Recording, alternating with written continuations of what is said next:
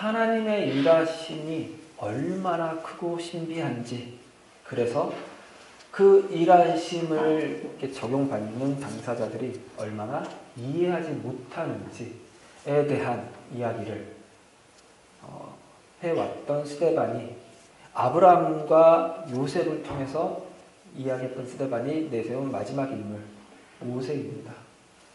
당연히 이 모세가 애굽 땅에 있을 때, 그리고 미디안 땅으로 도망갔을 때에도 하나님이 모세를 찾아가 임재하셨다는 것을 보여주려고 이야기를 하는 것이 아니라는 사실은 이제 더 이상 말하지 않아도 알 것입니다. 특별히 오늘 본문에서 현혹되면 안 되는 것이, 시내산에서 가시나무 떨기 가운데서 하나님이 모세를 찾으시면서 내 신을 벗어라, 여기는 거룩한 곳이다 했다고 해서, 봐라, 여기 하나님이 임재하시는 곳은 다 거룩한 것이다, 이런 것을 보여주려는 것이다 라고 현혹되면 안 되겠죠. 스데반이 모세의 이야기를 한 이유는 앞서 언급했던 아브라함과 요셉의 이야기가 같습니다. 모세를 통해서 하신 일이 크신 일이다 입니다. 또 하나, 이제 여기서 또 하나 우리가 확인해야 되는 것은, 이 모세를, 하나님이 그들을 구원하기 위해서 보낸 모세를 이스라엘 백성들이, 이스라엘 사람들이 거부했다라는 사실을 가지고, 봐라, 니네 조상들은 이렇게 하나님이 보낸 사람을 거부하는 사람들이었다, 너네도 그랬고 너네 조상들도 그랬다 는 말을 스데반이 하려고 이 이야기를 하는 것이라고 오해하면 안 되는데요. 실제로 많은 주석들이 그렇게 해석들을 합니다. 왜냐하면 이 이야기를 듣는, 스데반의 설교를 듣는 사람들은 예수를 십자가에 못 박아 죽인 사람들이기 때문입니다. 이렇게 연결이 돼야 가장 자연스러울 거라고 생각을 하기 때문인 것 같습니다. 그렇게 해석하는 이유가. 그러나 스데반은 그런 이유로 이야기를 한 것이 아닙니다. 그래서 이 주장을 하는 사람들은 앞서 우리가 봤던 요셉에서도 이런 이야기를 합니다. 9절 보면은 처음 시작이 여러 조상들이 요셉을 시기하며 이렇게 되어 있죠. 요셉을 시기했다고 하는데, 봐라, 니네 조상은 요셉도 시기했다. 누군가를 시기하고 너네 지도자의 말을 듣지 않고 거부하는 것은 너네 종족의 특성이다. 요즘 애들 말로 종특, 그런 말 하려고 했던 것처럼 말을 한다고 하죠. 그런데 요셉의 형들이 요셉을 시기했던 것은 그럴 만한 이유가 있었죠. 우리 지난주에 살펴봤죠. 요셉이 철이 없었죠. 눈치 없는 소리를 했고 아버지한테 편애를 받았고, 이 형들은 아버지에게 사실상 종 취급받았다고 했죠. 요셉의 형들로서는 요셉을 미워하고 시기할 수밖에 없어요. 죽이지 않은 게 다행이죠. 그러니까 요셉의 형들이 그 내몰린 정황 속에서 어쩔 수 없이 시기했다고 그랬던 것처럼, 지금 모세를 받아들이지 않고 거부하는 이스라엘 사람들이 그 정황 속에서 그럴 수밖에 없었다고 똑같은 맥락에서 볼 필요가 있습니다. 이렇게 그들의 이 어쩔 수 없음을 인정하고 그 거부함을 보면은, 이 스데반의 설교가 하나님의 일하심이 가지는 크기와 신비, 그리고 이해하지 못함이 조금 더 확장돼가는 것을 볼 수가 있습니다. 어떻게요? 거부함이라는 것으로. 그런데 이 거부함으로 끝나는 것이 아니라 거기에 또 하나님이 이들의 거부함을 가지고 또 일을 하시는, 그래서 스데반이 본질적으로 이야기하려고 하는 주제로 이렇게 넘어가는 것을 알 수가 있는데요. 이걸 놓치면 다음 주 이제 우리가 볼 본문 성막과 성전 이야기에서 완전히 이렇게 헤매게 됩니다. 그래서 결국 나오는 이야기가, 봐라, 하나님은 성전에서만 임하시는 분이 아니다. 성전만 거룩한 곳이 아니다. 이 정도 이야기밖에 할 수 없게 되는 것이죠. 오늘 본문이 그런 면에서 다음 주를 위한 이렇게 발판인 셈입니다. 이 확장을 봐야 된다는 이야기입니다. 그러려면 이 모세 이야기를 통해서 스데반이 하려고 하는 이야기의 궁극적인 궁극이 뭔지를 봐야 되는데요. 하나님의 일하심, 그러니까 하나님이 아브라함에게 주신 약속을 이루시는 그 방법이 얼마나 사람들로서는 다 알 수 없는 방법이었냐인데, 문제는 그 일하심의 그 도구처럼 쓰이는 모세조차도 그 방법을 몰랐답니다.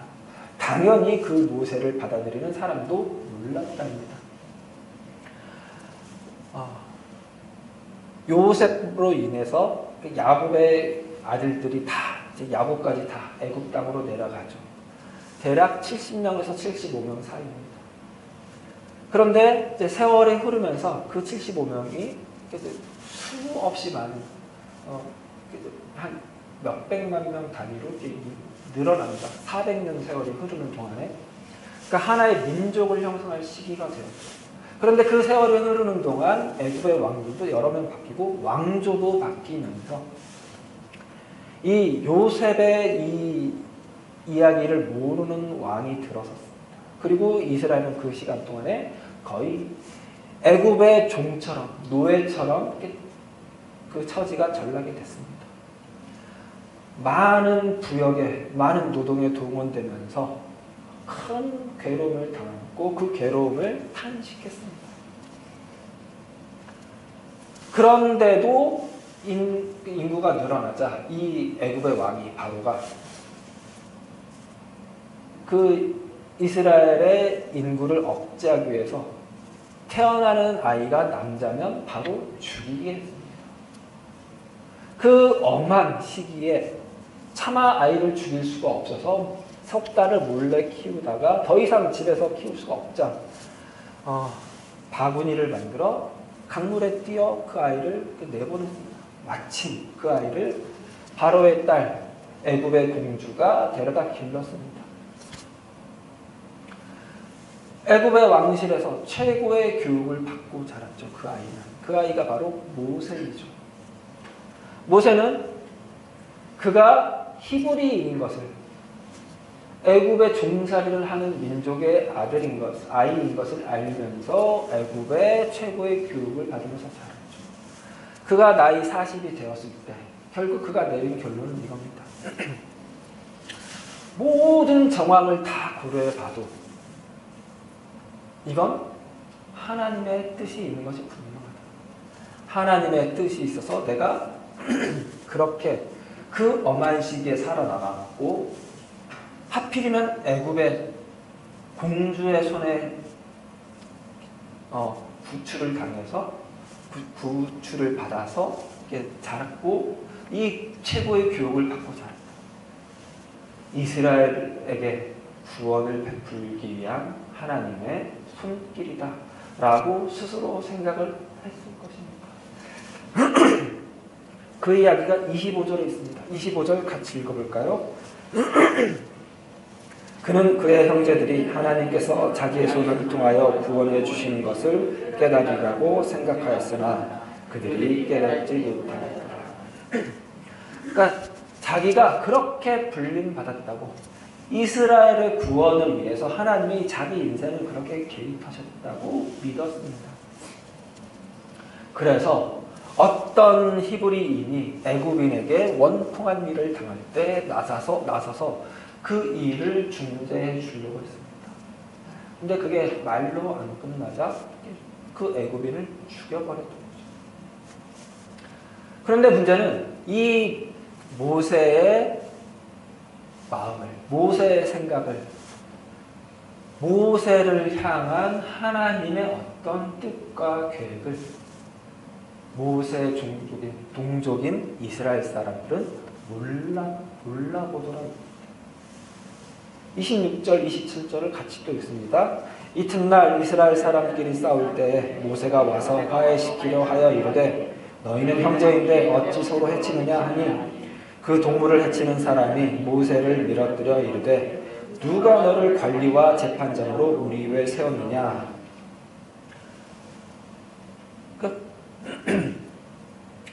모세가 나름의 어떤 역할을 하고 일깨워 주려고 하자 거부한 것이죠. 누가 너를 우리의 관리와 재판장으로 세웠느냐. 그러면서 이제 덧붙이기로, 네가 어제는 애굽 사람을 죽이더니 이제는 나를 죽일 거냐. 그러자 모세가 덜컥 겁이 나서 도망갑니다. 미디안 땅으로 도망가서 40년을 삽니다. 그리고 40년이 지나고 나서 하나님이 시내산 가시나무 떨기에 불꽃처럼 임하셔서 모세를 찾아가셔서 말씀하시죠. 내가 이스라엘 백성의 탄식하는 소리를 들었다. 내가 너를 통하여 이스라엘을 구원할 것이다. 그러면서 모세에게 애굽으로 돌아가게 하는데요. 그때 그 돌아간 모세는 어떤 모세냐면 스데반의 말입니다. 36절 전반부를 읽죠. 35절 그들의 말이 누가 너를 관리와 재판장으로 세웠느냐 하며 거절하던 그 모세입니다. 누가 너를 우리의 관리와 재판장으로 세웠느냐 하면서 거절하던 그 모세를 이스라엘을 그를 거부했던 자들을 구원하라고 보낸 것입니다. 관리와 재판장 그러면은 하는 일이 좀 다른 사람들 같죠.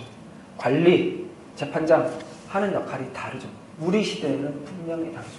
그러나 고대 배경에서는 그렇게 다르지가 않습니다. 재판은 고대 사회에서 재판은 왕이 하는 일입니다.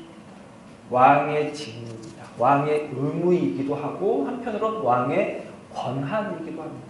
재판. 많은 사람들이 왕 앞에 나와 자기의 일을 이렇게 아뢰고 그 판결을 바랍니다. 그런데 모든 사람의 일, 모든 지역의 모든 사람의 일들을 소송을 왕이 다 할 수가 없죠.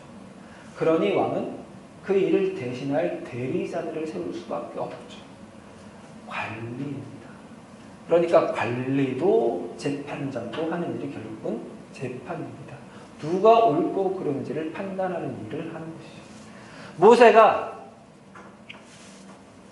원통한 일을 당한 히브리 사람을 돕기 위해서 애굽 사람을 쳐 죽인 일도 결국은 재판의 연장선상에 있는 일이고, 히브리인들끼리 싸울 때 너희는 어찌 동족끼리 서로 해하려고 하냐, 힘을 합쳐야지, 그렇게 말하는 것도 재판의 연장선상에 있는 일입니다. 그랬더니 그 동족들이 모세한테 한 말이 이 말이죠. 누가 너를 우리의 관리와 재판장으로 세우느냐. 결국 이 말입니다. 누가 너를 우리의 왕으로 삼았느냐. 이 땅의 왕은 바로다. 너는 바로의 대리자도 아니다. 너는 왕의 대리자도 아니고 왕은 더도 아니다. 이런 뜻입니다. 이 말을 하는 사람들이 지금 어떤 사람들이에요? 힘들어 죽겠다고 괴로워서 탄식하는 사람들이에요. 그 사람들에게 하나님이 모세 그 생에 태어남부터 특별한 돌보심 속에서 모세를 이렇게 예비하셔서 보내신 것인데 이걸 알아보지 못했다 이 말입니다. 관리와 재판장을 세웠느냐. 이 말은 또 이 말을 통해서 어떤 걸 우리가 유추해 볼 수 있느냐면요. 힘들어 죽겠다고 하면서 그들이 나름대로 그들의 하나님에게 기도한 게 있겠죠. 그렇죠? 하나님 힘들어 죽겠습니다. 우리 좀 살려주십시오 하면서 구한 내용이 있어요. 그런데 그 구한 내용이 뭐냐면 우리가 원통한 일 당하지 않게 해주십시오. 우리가 원통할 때, 우리 원통한 일 앓을 때 그 원통한 거 그래도 객관적으로 들어줄 사람, 정당하게 들어줄 사람 좀 있으면 좋겠습니다. 이런 수준이었다는 거죠. 아시겠어요? 400년을 애굽 땅에서 살았어요. 400년을 애굽 땅에서 살았어요. 그러니까 이 사람들은 애굽 땅에서 낳고 자라고 또 낳고 자라고 하는 게 너무 당연한 사람들인 거예요. 애굽 사람들 때문에 힘들어 죽겠지만 하지만 그 힘듦에서 이렇게 벗어나는 방법이 애굽 땅을 벗어나는 것이라고는 꿈에도 생각하지 않는 거예요. 일도 그런 생각이 없는 거예요. 애굽에서 사는 것이 당연합니까? 애굽의 종으로 사는 건 당연한 일입니다. 다만 좀 덜 원통하고 덜 힘들고 그 정도를 바란다는 거죠.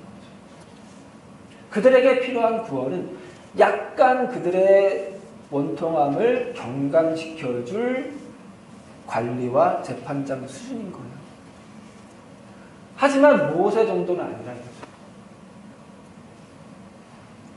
왜냐하면 모세도 결국 히브리 사람이니까. 히브리 사람이 할 수 있는 일은 아니라고 봤다. 이런 거죠. 그런 모세를, 그래서 거부당했던 모세를 하나님이 그 탄식을 들으시고 그들을 구원하려고 보내신다. 이 이야기입니다. 뭘로요? 35절 후반부 같이 다시 읽을까요?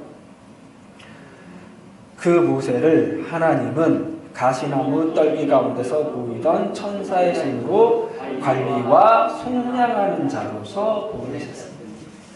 그들이 요구했던 건 관리와 재판장, 모세 정도로도 안 차는 관리와 재판장을 요구했는데 이게 그들이 요구하는 구원의 전부였는데 이게 모세도 생각했던 구원자의 모습이었는데 그게 아니라 관리와 속량하는 자입니다.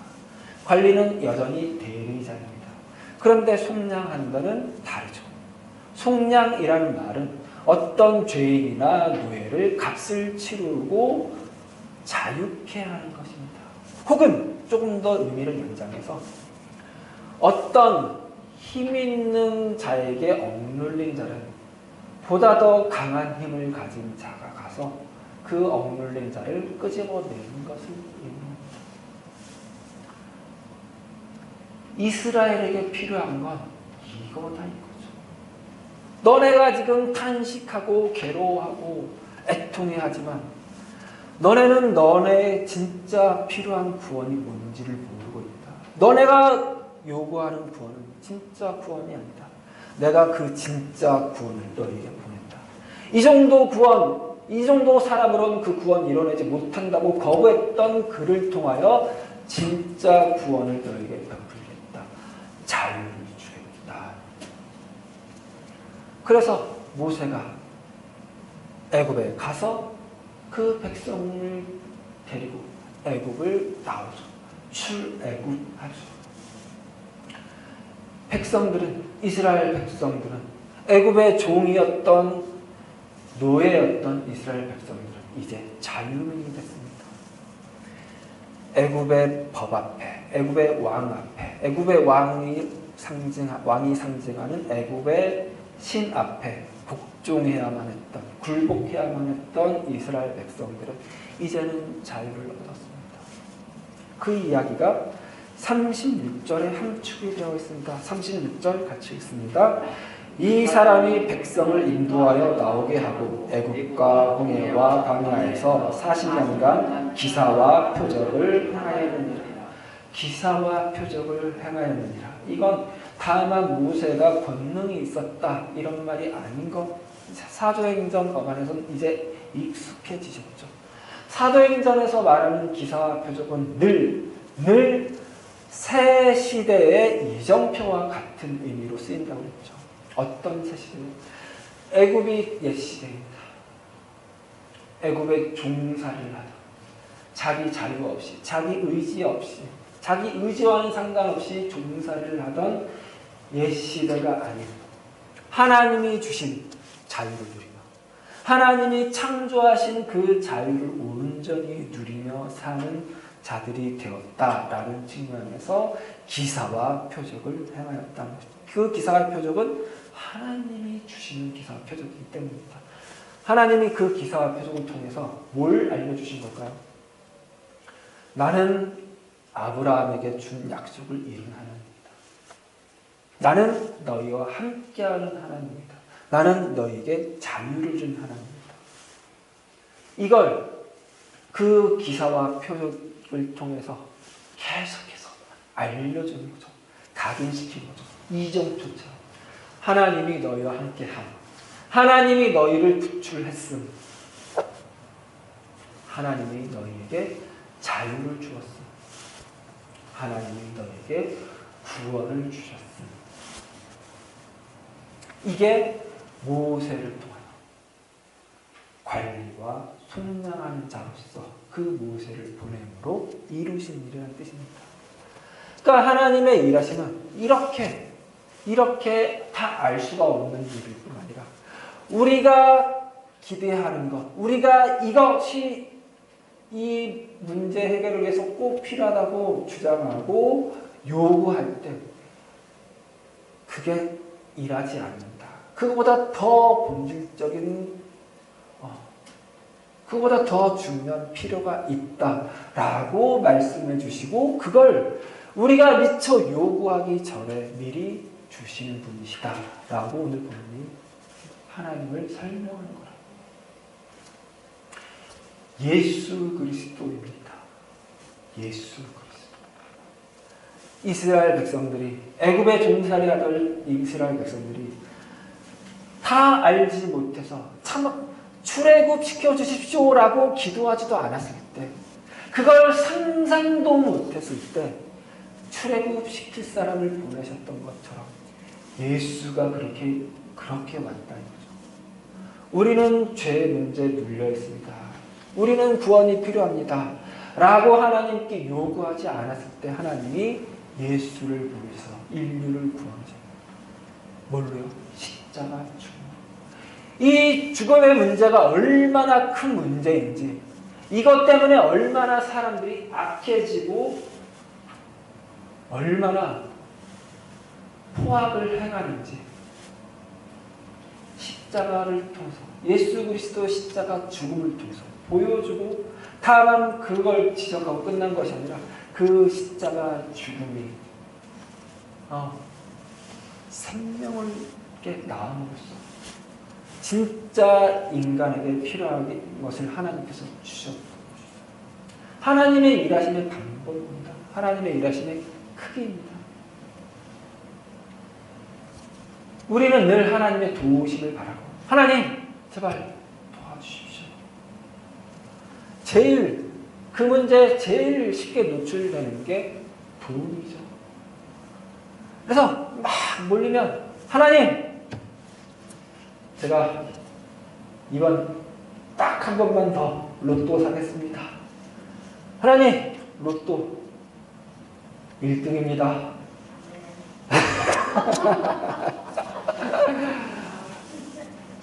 그런데 1등 당첨돼야 안 돼요.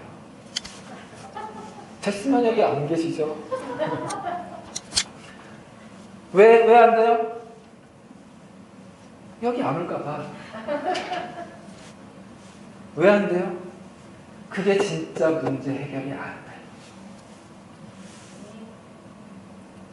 진짜 문제는 따로 있는데 그게 뭔지, 그 해결이 어떤 건지 우린 몰라요. 우리 정황에 갇혀있는 그 해결책으로는 답이 안 나와요. 그런데 하나님은 알고 계신다.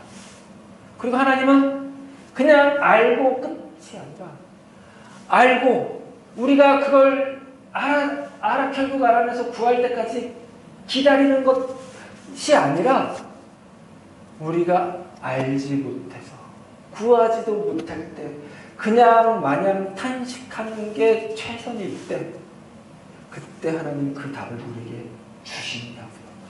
주셨다고요. 예수라고요. 모세라고요. 우리한테는 그게 뭐라고요? 우리 인생이죠. 아이고, 여기서 아멘 하면 참 좋은데. 그게 우리 인생이에요. 하나님이 우리 인생을 그렇게 인생 가운데 찾아오셔서 계속 그렇게 일하고 계신다. 살다 어느 순간, 하나님 이렇게 일하셨군요. 이렇게 기가 막히게 일하셨군요. 그렇게 말하는데 몇 개월 혹은 몇 년 혹은 10년 걸리기도 하죠. 하나님이 그렇게 일하고 계신다고요. 그게 우리 인생이거든요. 그러니 그런 마음으로 자꾸 인생을 돌아보시고, 하나님 감사합니다. 그럴 순간들을 이렇게 집어 놓으세요. 지금 스데반이 그런 순간들을 집어서 설교하는 거예요. 아브라함, 요셉, 모세 미처 몰랐지만 돌아보니 하나님이 이렇게 일한 거 아니냐. 예수가 그런 증거다. 예수 때문에 우리가 하나님을 부르고 있죠. 그러니 우리 인생도 당연히 그렇게 하나님이 오셔서 일하신다고 믿으세요. 앞으로도 하나님이 그렇게 일하실 거라고. 하나님 왜 이 기도 안 들어주세요? 왜 이렇게 안 해주세요? 물론 그렇게 해도 괜찮아요. 하나님이시니까. 그러나 그게 다가 아니라는 것쯤은 꼭 기억하고 계세요. 하나님 왜 이 기도 이렇게 안 해주세요? 할 때 하나님은 그거보다 더 큰 걸, 그것보다 더 본질적인 걸, 그것보다 더 근본적인 걸 위해서 우리가 하나님 이건 아니에요 했던 어떤 것으로 일하고 계신다고요. 이 하나님이 우리에게 이 인생을 허락하셨고 이 인생 가운데 그 하나님 알아가게 하셨고 그 하나님 감사하게 하셨고 그 하나님을 사랑하게 하셨습니다. 그 하나님으로 인해서 감사하고 기뻐하고 그 하나님 서로 이야기하고 전하고 그러는데 능한 우리 인생교회 성도님들 되시기 바랍니다. 아멘. 기도하시겠습니다. 하나님 감사합니다. 하나님께서 우리를 이 자리에 부르셨던 것만으로 그 사실 하나만으로도 하나님께서 얼마나 우리를 사랑하고 계시며 얼마나 우리 인생의 중요한 문제들을 해결해 가고 계시는지 알 수 있습니다. 그렇습니다. 정말 아멘입니다. 그러니 하나님 우리에게 지금 주어진 이 고난을 감당할 수 있습니다. 이겨낼 수 있습니다. 견뎌낼 수 있습니다. 하나님 우리를 부르셨던 것처럼 우리에게 정말 본질적인 해결책을 가지고 우리에게 찾아오고 계시는 분이라는 것 믿습니다. 그러니 앞으로 우리가 살아갈 인생이 어떤 어려움이 있든 어떤 환난이 있든 어떤 결핍이 있든 하나님 견뎌내겠습니다. 하나님의 백성으로 하나님의 자녀로 이 인생 살아내겠습니다. 그런 다짐하면서 돌아가는 우리 성도님들 되게 도와주시옵소서. 감사드리며 예수님 이름으로 기도드렸습니다. 아멘.